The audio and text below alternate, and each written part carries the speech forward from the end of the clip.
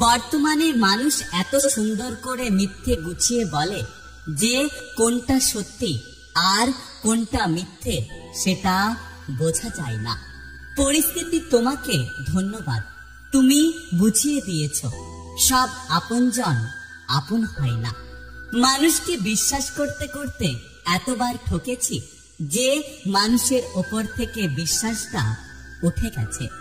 মানুষ যাকে আঁকড়ে ধরে বাঁচতে চায় একটা সময় সেই মানুষগুলোই বেঁচে থাকার ইচ্ছেটুকু কেড়ে নেয়।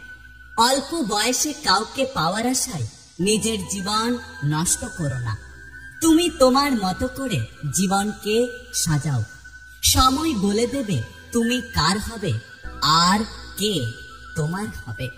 কারো দুঃখ নিয়ে কখনো ব্যঙ্গ করো না, কারণ আমরা এটা কখনোই বুঝতে পারি না যে প্রত্যেকটা মানুষ সে তার হৃদয়ে কতটা দুঃখ নিয়ে বেঁচে আছে। একটা কথা কি জানো তো, কেউ কারণ নয়, কেউ কারো ছিল না। সবাই প্রয়োজনে কাছে আসে, আবার প্রয়োজন ফুরিয়ে গেলে চলে যায়।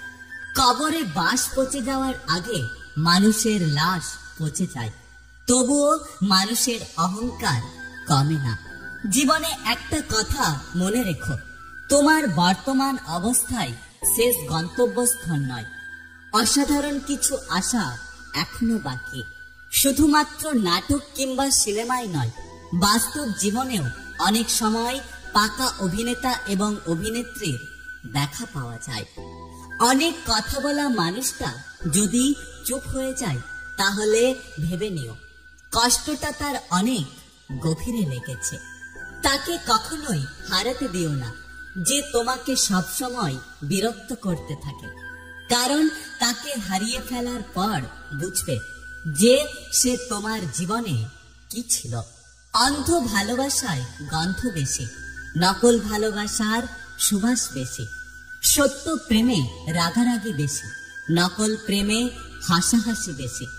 বুঝবে সেদিন খুঁজবে তাকে, অবহেলায় হারালে যাকে। তুমি ভাগ্যবান, কারণ তুমি যাকে কষ্ট দাও সে শুধু সহ্য করতে জানে, কখনো প্রতিশোধ নেয় না। ব্যথা কখনো বোঝানো যায় না, আর কখনো কাউকে দেখানো যায় না, সেটা শরীরের হোক অথবা মনের।